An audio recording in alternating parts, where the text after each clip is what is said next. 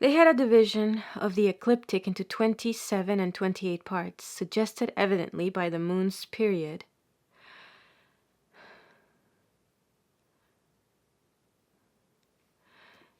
In days and seemingly their own.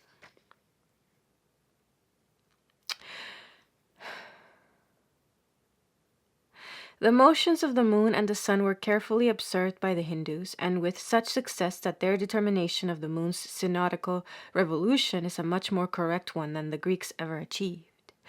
They had a division of the ecliptic into 27 and 28 parts, suggested evidently by the moon's period in days and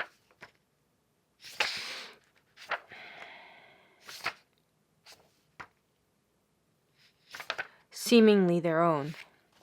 They were particularly conversant with the most splendid of the primary planets, the period of Jupiter being introduced by them, in conjunction with those of the sun and the moon,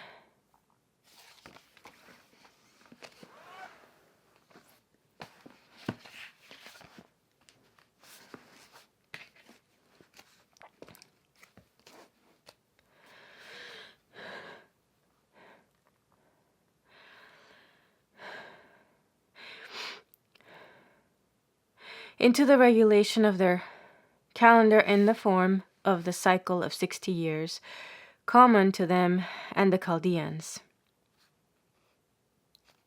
It is now admitted that the Hindus at a very early time conceived and developed the two sciences of logic and grammar. Wilson writes, "In medicine, as in astronomy and metaphysics, the Hindus once kept pace with the most enlightened nations of the world, and they attained as thorough a proficiency in medicine and surgery as any people whose acquisitions are recorded, and as indeed was practicable, before anatomy was made known to us by the discoveries of modern inquirers. It is true that they did not invent any great mechanical appliances, for this a kind heaven, which gave them the great watercourses and abundant supplies of food, is responsible. Let us also remember that these mechanical inventions belong, after all, to the 16th century and after, by which time India had lost her independence and become parasitic. The day she lost her freedom and began to flirt with other nations, a curse fell on her and she became petrified. Till then she could hold her own even in arts, crafts, and industries, not to speak of mathematics, astronomy, chemistry, medicine, surgery, and those branches of physical knowledge practiced in ancient times. She knew how to chisel stone, draw pictures, burnish gold, and weave rich fabrics. She developed all arts, fine and industrial, which furnished the conditions of civilized existence. Her ships crossed the oceans, and her wealth brimmed over to Judea, Egypt, and Rome. Her conceptions of man and society, morals, and religion were remarkable for the time. We cannot reasonably say that the Indian people reveled in poetry and mythology and spurned science and philosophy, though it is true that they were more intent on seeking the unity of things than emphasizing their sharpness and separation. The speculative mind is more synthetic, while the scientific one is more analytic, if such a distinction be permitted. The former tends to create cosmic philosophies which embrace in one comprehensive vision the origin of all things, the history of ages, and the dissolution and decay of the world.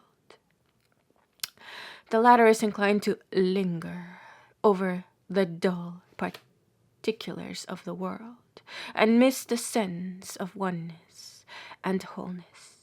Indian thought attempts vast, impersonal views of existence and makes it easy for the critic to bring the charge of being more idealistic and contemplative, producing dreamy visionaries and strangers in the world. While Western thought is more particularist and pragmatistic. The latter depends on what we call the senses. The former presses the soul sense into the service of speculation. Once again, it is the natural conditions of India that account for the contemplative turn of the Indian who had the leisure to enjoy the beautiful things of the world and express his wealth of soul in song and story, music and dance, rites and religions, undisturbed by the passions of the outer world. The brooding East, frequently employed as a term of ridicule, is not altogether without its truth.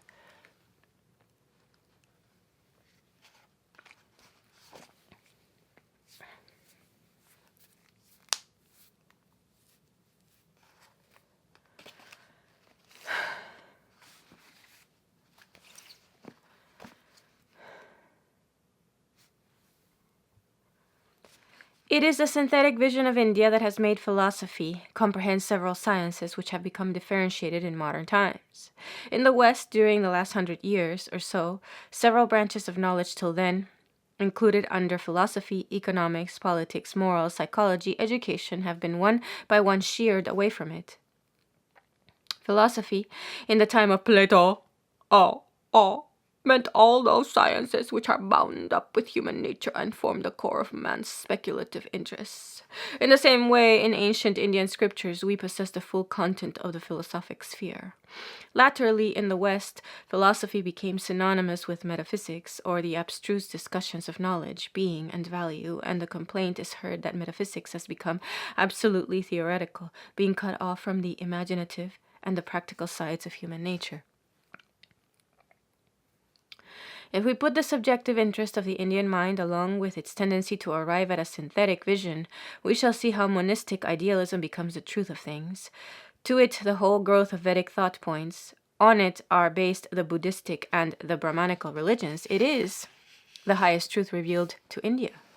Even systems which announce themselves as dualistic or pluralistic seem to be permeated by a strong monistic character.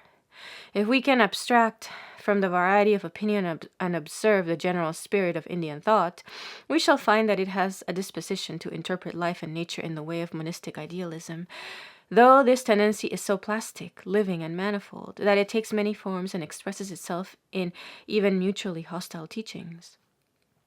We may briefly indicate the main forms which monistic idealism has assumed in Indian thought. Leaving aside detailed developments and critical estimates, this will enable us to grasp the nature and function of philosophy as understood in India. For our purposes, monistic idealism is of 4 types. 1. Non-dualism or Advaitism. 2. Pure monism. 3. Modified monism. And 4. Implicit monism. Philosophy proceeds on the facts of experience. Logical reflection is necessary to ascertain whether the facts observed by one individual are accepted by all or are only subjective in their character. Theories are accepted if they account for facts satisfactorily. We have already said that the facts of mind or consciousness were studied by the Indian thinkers with as much care and attention as the facts of the outer world are studied by our modern scientists. The philosophical conclusions of Advaitic monism are based on the data of psychological observation. The activities of the self are assigned to the 3 states of waking, dreaming, and dreamless sleep. In dream states, an actual concrete world is presented to us. We do not call that world real, since on waking we find that the dream world does not fit in with the waking world. Yet, relatively to the dream state, the dream world is real.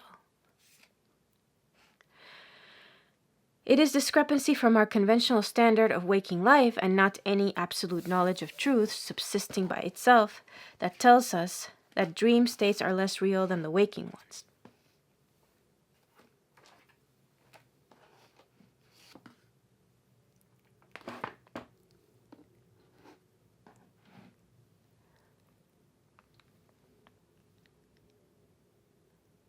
Even waking reality is a relative one. It has no permanent existence, being only a correlate of the waking state. It disappears in dream and sleep.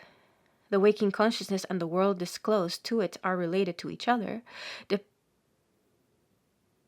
depend on each other as the dream consciousness and the dream world are. The waking consciousness and the world disclosed to it are related to each other, depend on each other as the dream consciousness and the dream world are. They are not absolutely real, for in the words of Shankara, while the dream world is daily sublated, the waking world is sublated under exceptional circumstances. In dreamless sleep, we have a cessation of the empirical consciousness. The Indian thinkers are of opinion that we have in this condition an objectless consciousness.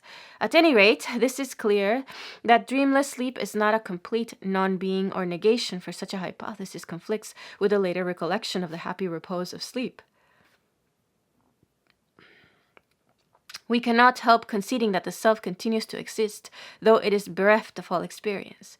There is no object felt, and there can be none, so long as the sleep is sound. The pure self seems to be unaffected by the flotsam and jetsam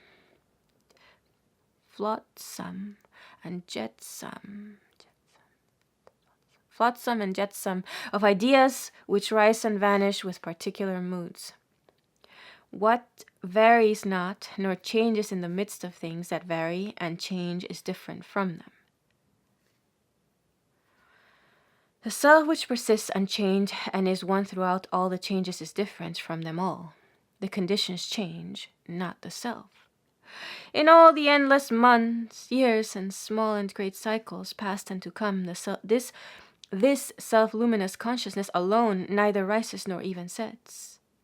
An unconditioned reality where time and space along with all their objects vanish is felt to be real. It is the self which is the unaffected spectator of the whole drama of ideas related to the changing moods of waking, dreaming, and sleeping. We are convinced that there is something in us beyond joy and misery, virtue and vice, good and bad. The self never dies, is never born. Unborn, eternal, everlasting, this ancient one can never be destroyed with the destruction of the body. If the slayer thinks he can slay, or if the slain thinks he is slain, they both do not know the truth, for the self neither slays nor is slain. In addition to the ever-identical self, we have also the empirical variety of objects. The former is permanent, immutable, the latter impermanent and ever-changing. The former is absolute, being independent of all objects. The latter changes with the moods. How are we to account for the world? The empirical variety is there bound in space, time, and cause. If the self is the one, the universal, the immutable, we find in the world a mass of particulars with opposed characters. We can only call it the not-self, the object of a subject. In no case is it real. The principal categories of the world of experience, time, space, and cause are self-contradictory. They are relative terms depending on their constituents. They have no real existence, yet they are not non-existence. The world is there, and we work in it and through it. We do not and cannot know that the why of this world. It is this fact of its inexplicable existence that is signified by the word Maya. To ask what is the relation between the absolute self and the empirical flux. To ask why and how it happens, and that there are two, is to assume that everything has a why and a how. To say that the infinite becomes a finite or manifests itself as finite is on this view utter nonsense. The limited cannot express or manifest the unlimited. The moment the unlimited manifests itself in the limited, it itself becomes limited. To say that the absolute degenerates or lapses into the empirical is to contradict its absoluteness. No lapse can come to a perfect being. No darkness can dwell in perfect light. We cannot admit that the supreme, which is changeless, becomes limited by changing. To change is to desire or to feel a want. And it shows lack of perfection. The absolute can never become an object of knowledge, for what is known is finite and relative. Our limited mind cannot go beyond the bounds of time and space and cause. Nor can we explain these, since every attempt to explain them assumes a through thought, which is itself a part of the relative world. We cannot know the absolute self. Our relative experience is a waking dream. Science and logic are parts of it and products of it too. This failure of metaphysics is neither to be wept over, nor to be laughed over, neither to be praised, nor blamed, but understood with a touching humility born of intellectuals trained Plato. or a Nagarjuna, a Kant, or a Shankara declares that our thought deals with the relative and has nothing to do with the absolute. Though the absolute being is not known in the logical way, it is yet realized by all who strain to know the truth, the reality in which we live, move, and have our being. Only through it can anything else be known. It is the eternal witness of all knowledge. It is the eternal witness of all knowledge. The non-dualist contends that his theory is based on the logic of facts. The self is the inmost and deepest reality felt by all. Since it is the self of all things, known and unknown too, and there is no knower to know it except itself. It is the true and the eternal, and there is naught beside it. As for the empirical ramifications which also exist, the non-dualist says, well, they are there, and there it is, and there is an end of it. We do not know and cannot know why. It is all a contradiction, and yet is actual. Such is the philosophical position of Advaita or non-dualism taken up by Gaudapada and Shankara. There are Advaitins who are dissatisfied with this view and feel that it is no good, covering up our confusion by the use of the word Maya.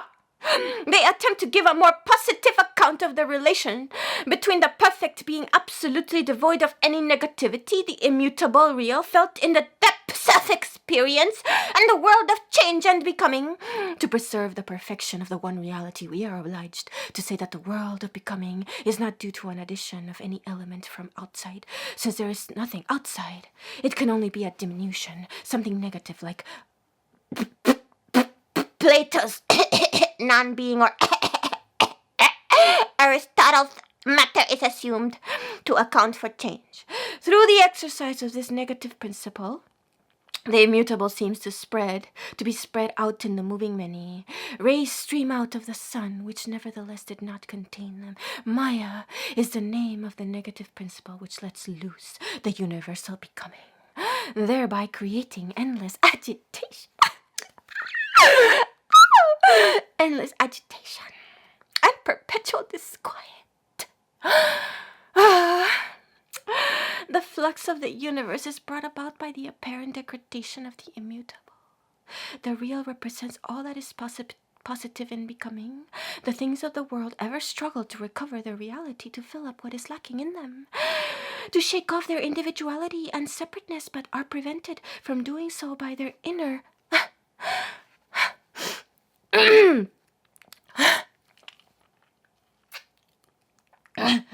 by their inner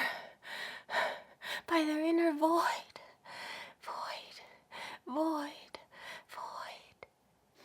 The negative Maya constituted by the interval between what they are and what they ought to be. If we get rid of Maya, suppress the tendency to duality, abolish the interval, fill up the deficit, and allow the disturbance to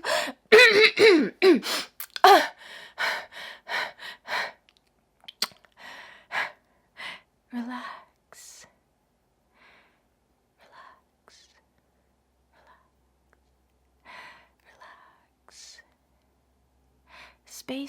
Space, time, and change reach back into pure being.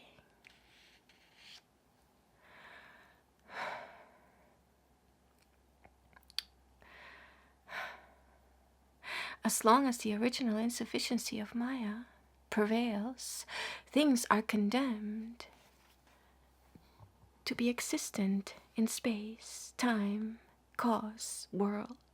Maya is not a human construction. It is prior to our intellect and independent of it. It is verily the generator of things, and intellects the immense potentiality of the world, of the whole world. It is sometimes called Prakriti, the alternations of generation and decay. the ever-repeated cosmic evolutions, all represent this fundamental deficit in which the world consists. The world of becoming is the interruption of being.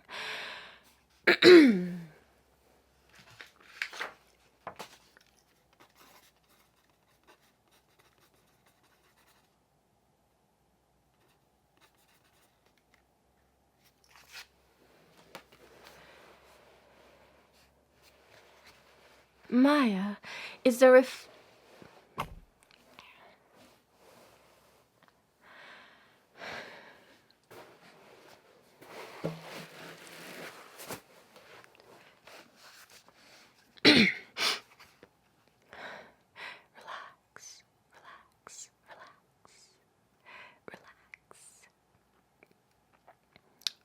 Maya is the reflection of reality. The world process is not so much a translation of immutable being as its inversion. Yet the world of Maya cannot exist apart from pure being. There can be no movement if there were not immutability, since movement is only a degradation of the immutable. The truth of the universal mobility is the immobile being. As becoming is a lapse from being, so is avidya, or ignorance, a fall from vidya, or knowledge. To know the truth, to apprehend reality, we have to get rid of avidya and its intellectual molds, which all crack the moment we try to force reality into them. There is no excuse for indolence of thought. Philosophy as logic on this view persuades us to give up the employment of the intellectual concepts which are relative to our practical needs on the world of becoming. Philosophy tells us that, so long as we are bound by intellect and are lost in the world of many, we shall seek in vain to get back to the simplicity of the one. We ask the reason why there is avidya or maya, bringing about a fall from vidya or from being the question, or from being. The question cannot be answered.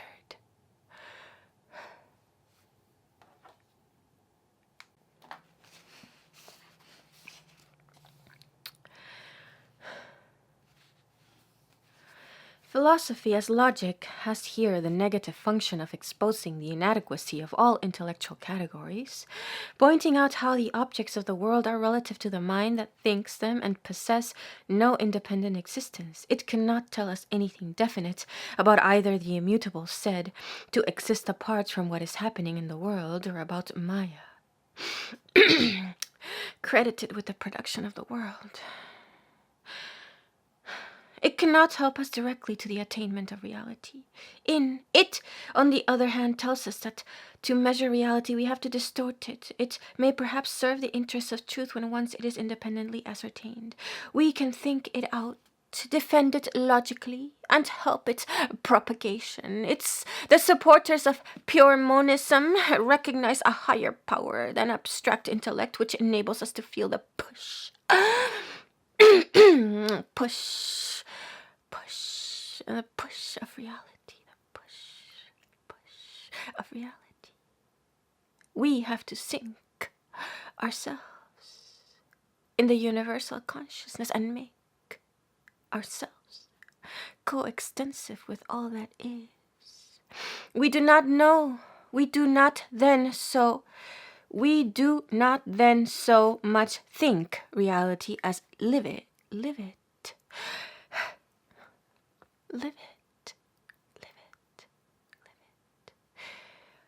Do not so much know it as become it.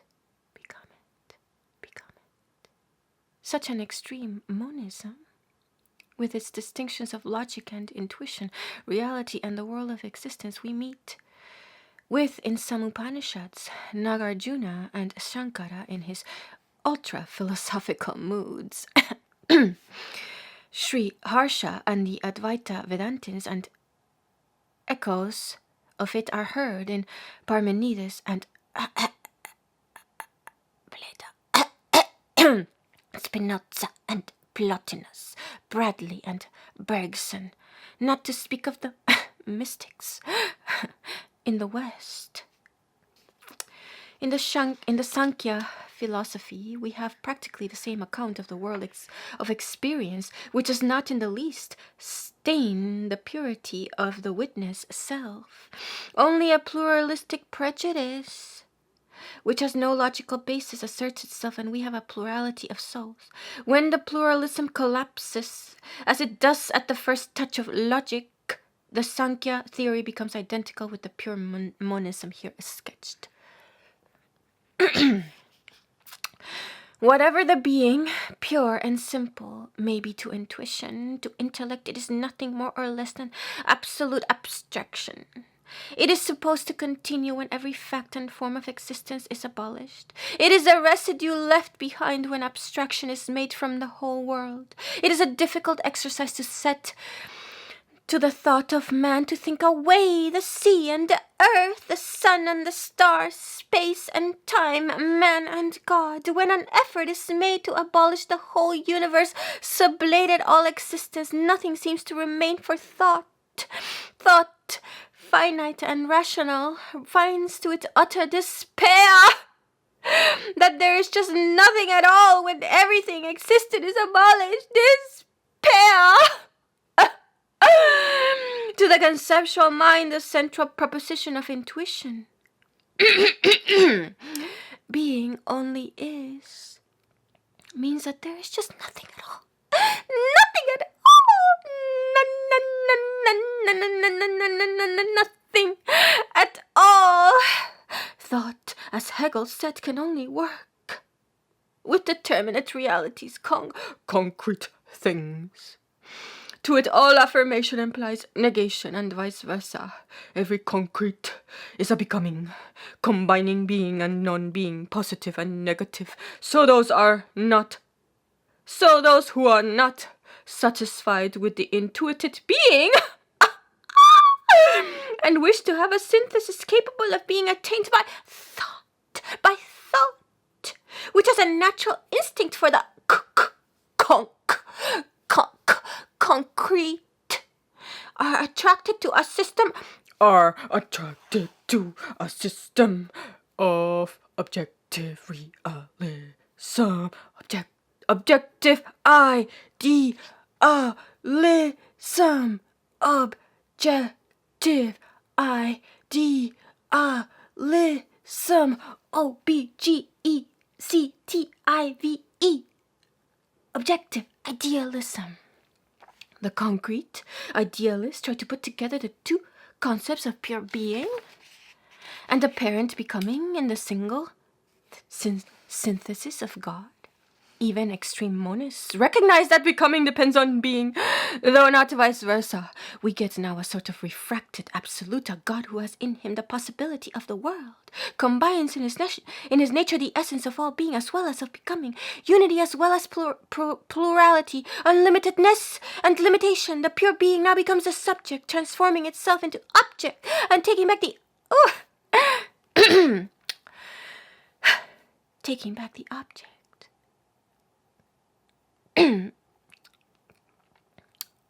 into itself.